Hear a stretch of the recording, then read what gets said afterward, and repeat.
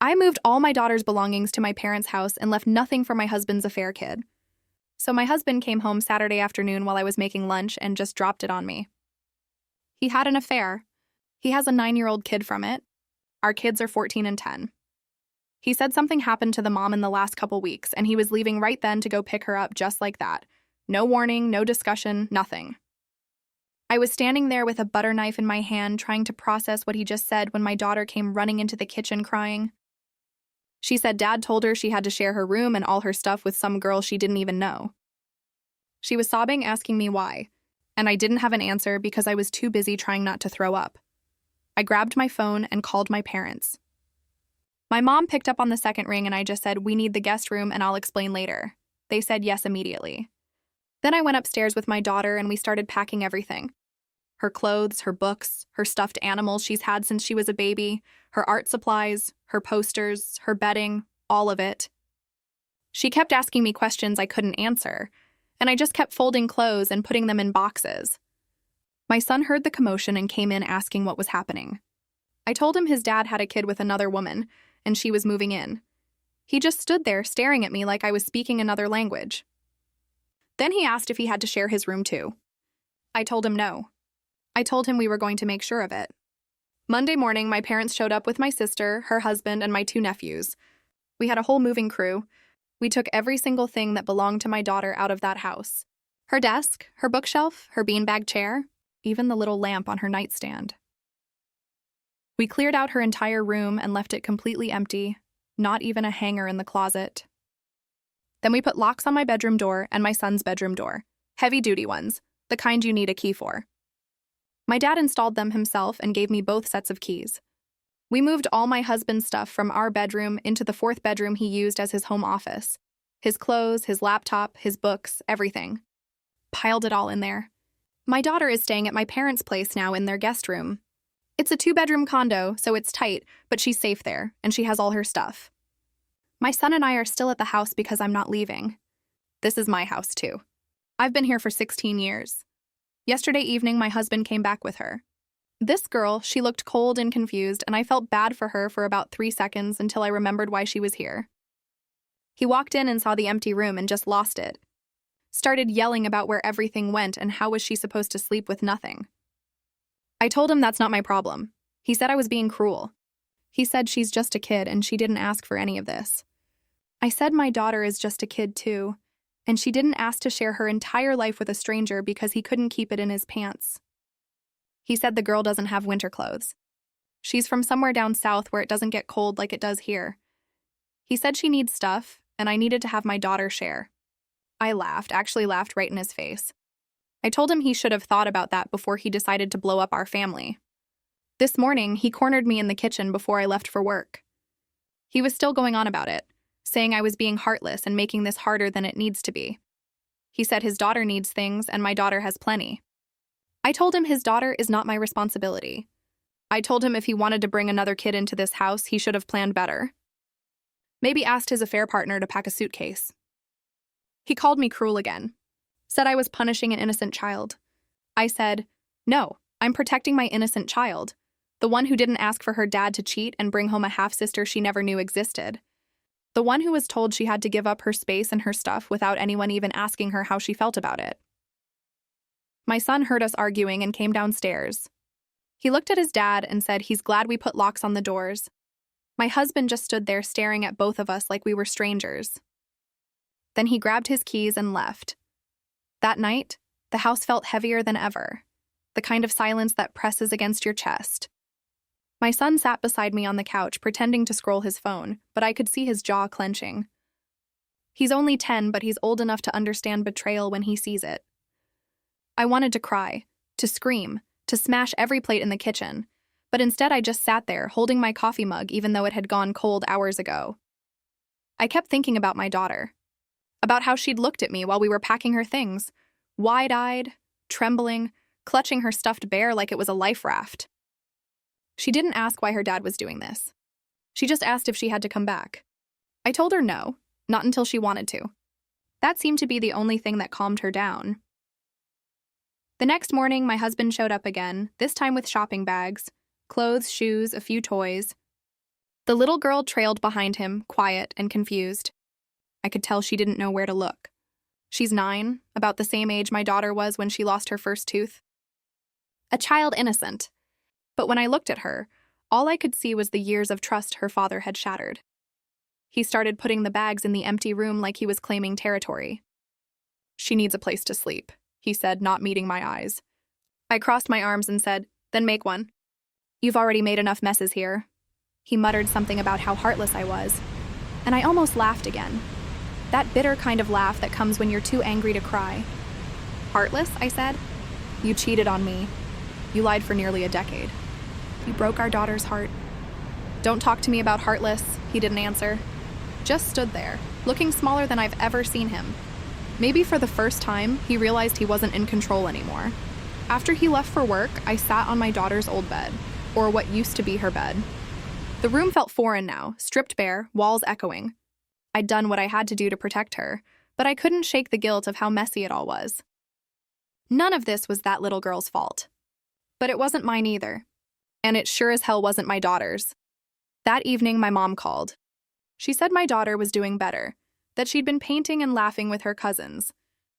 That alone made me breathe a little easier. I told her about what happened, and she said, "Honey, you did what a mother's supposed to do. You protected your child when her father wouldn't. And that's the truth. This house might be half empty now, but at least it's not full of lies." I don't know what the future looks like. Divorce papers, custody battles, awkward drop-offs. But I know one thing for sure. My daughter will never again feel like she's second place in her own home. Let him call me cruel. Let him tell people I'm the villain. I can live with that, because I'd rather be cruel in his story than broken in mine. Story at the family dinner. Dad said, "I'm proud of all my children except the loser sitting at the table." Everyone laughed. I stood up, placed an envelope on the table, and said, "For you, Dad. Happy Father's Day." Then I walked out. My dad screamed when he opened the DNA results. Chapter 1. The Humiliation. Father's Day used to mean something to me. It used to mean a backyard BBQ, laughing with my siblings, and handing my dad the homemade card I worked hours on as a kid. But somewhere along the way, that warmth faded, replaced by cold stars, backhanded comments, and being treated like the outsider of the family. It wasn't always this way. But after I turned 18, things shifted. My dad, Douglas Miller, once proud and loud about his children, started introducing me with a smirk. "This is Jason, my third kid. You know, the quiet one I'd smile through it for years. But deep down I felt it. I didn't belong. Not really. But this year, Father's Day dinner would be unforgettable. The whole family was there. My siblings, their spouses, my mom, cousins. Everyone gathered around the long dining table, passing dishes, pouring drinks, telling stories. Then it happened. As my older brother toasted my dad, everyone clapped and laughed. Dad raised his glass, stood up, and said, "I'm proud of all my children except the loser sitting at the table." Everyone froze for a second. Then they laughed. I didn't, I just looked at him. The smug grin, the condescension in his eyes, the smirk from my sister, the awkward glances that followed.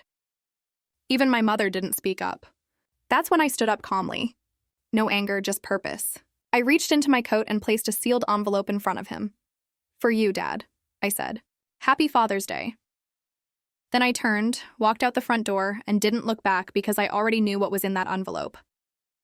And I already knew he wasn't going to be laughing anymore. Chapter 2. The Hidden Truth. The air outside was crisp that night, but I didn't feel the cold. My hands were steady, my steps certain. Because what I'd just done wasn't impulsive. It was calculated, planned, and painfully earned. You see, for years I suspected something wasn't right. I never looked like my dad. Not in the way my brother and sister did. He was tall, broad, rugged. I was leaner, softer featured. When I was younger, I chalked it up to genetics skipping a generation. But the emotional distance, the passive insults, the way he'd beam at my siblings while barely acknowledging my achievements, that's what noted at me. And then came the slip. It happened a year ago at Thanksgiving. My aunt, after a few glasses of wine, chuckled and said, "It's still wild how much Jason looks like Paul." "Who's Paul?" I asked. Her eyes went wide. "You don't know Paul?" She looked to my mom, who shot her a death glare. The room went silent. The name haunted me after that. Paul? I didn't know a Paul, but my gut told me I needed to. So I dug quietly. I went through old yearbooks, my mom's friends on Facebook. Eventually, I found him. Paul Emerson. He was in the same graduating class as my mom, a musician, a poet. And from what I gathered, her high school sweetheart. His eyes, they were mine. My world began to shift. I ordered a discreet DNA test. I asked my dad for a sample. Told him it was for a family ancestry report. I was putting together for a school project. He grunted and handed me a used coffee cup, muttering something about nerdy hobbies. I sent the test in. 3 weeks later, I opened the email. Probability of paternity 0.0%. I remember staring at the result for a long time. Then I laughed, not because it was funny, but because suddenly it all made sense. The distance, the resentment, the reason I was always the target of his bitterness. I was never his. And he knew. Chapter 3, The Investigation. After the DNA results shattered the lie I had unknowingly lived for over 3 decades, I didn't spiral. I strategized. I wasn't going to confront my mother just yet. Not until I had all the pieces of the puzzle. If she'd lied for this long, she was capable of spinning another tale. I needed undeniable proof.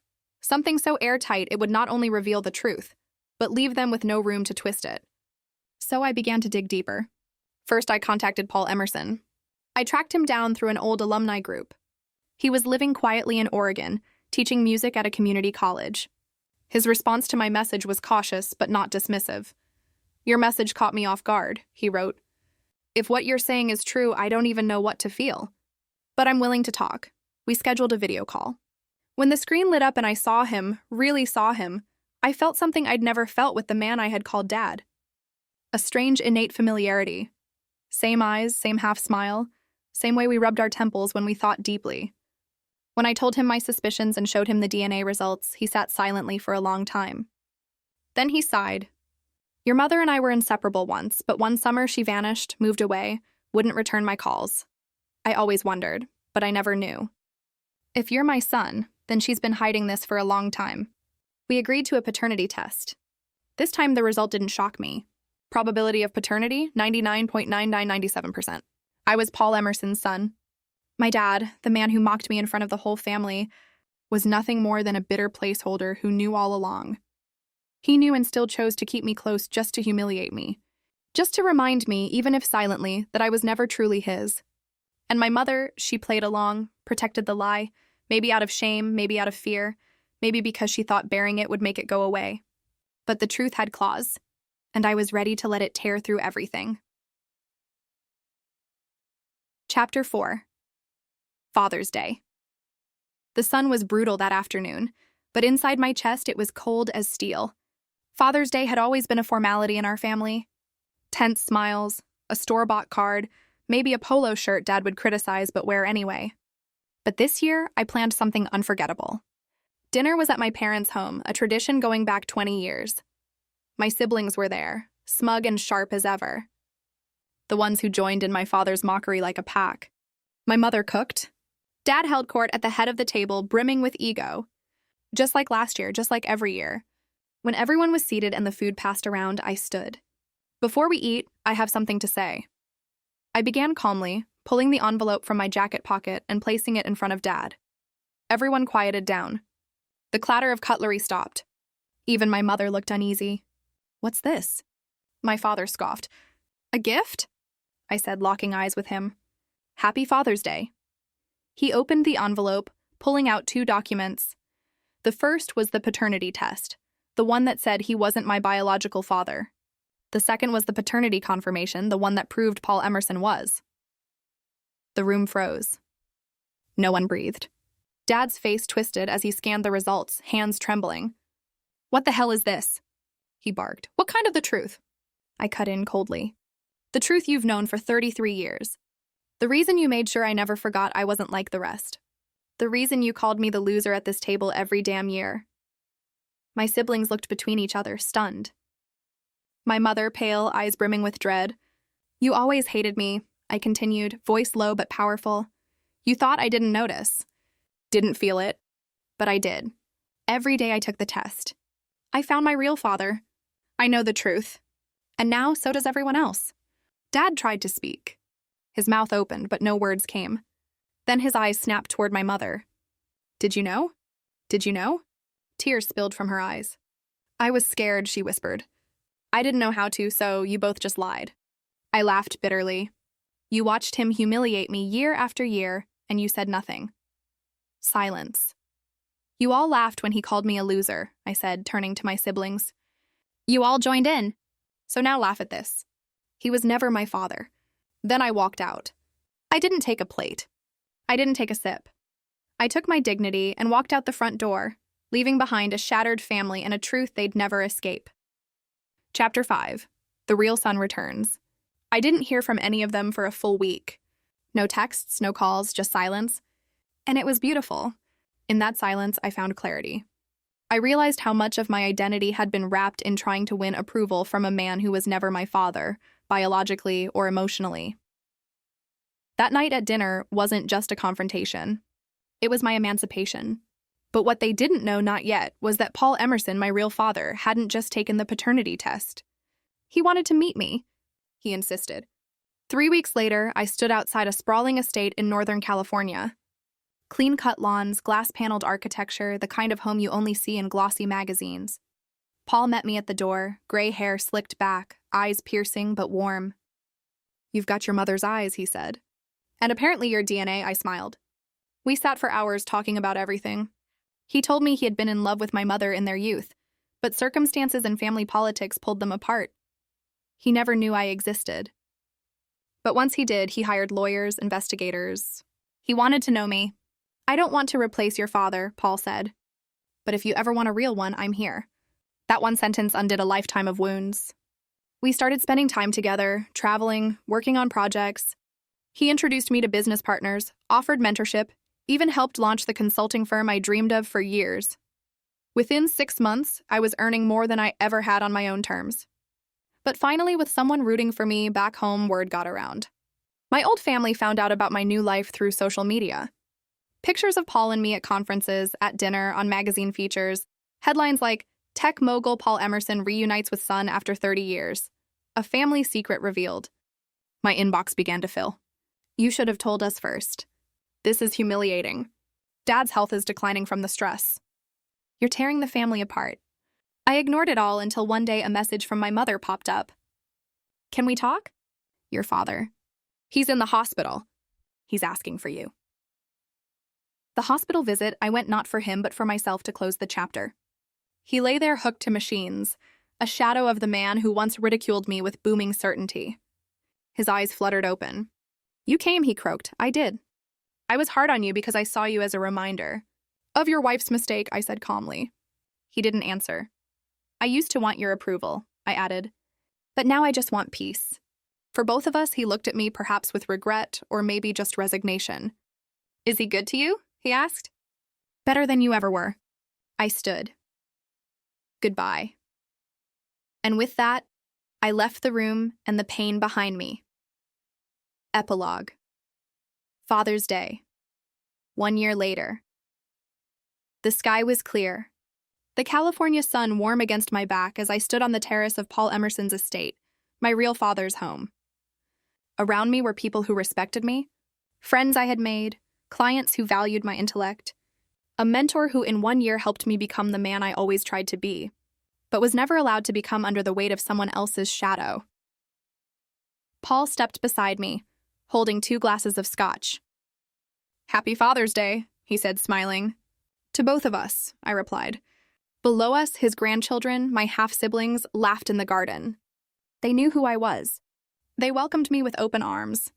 And unlike the family I had walked away from, they never asked me to prove I belonged. I opened my phone and scrolled to a message I received just hours earlier from him. The man I once called, Dad, I'm sorry. Can we talk? I locked the screen without replying. A private letter never sent. Weeks ago, I had written a letter I never planned to mail. A final piece of closure. You spent your life trying to mold me into someone else, someone who could never be enough. But in your absence, I became more than enough. You tried to define my worth, but DNA set me free. I'm not your son. I'm my own man. And I am finally proud of who I am. As the evening wore on, I lifted my glass once more. Not for the man who doubted me, but for the man who found me and chose me without obligation or lies. The key I left on that dinner table, it was symbolic. The real door to my life was finally unlocked. And this time I walked through it on my own terms. Was this revenge perfectly justified?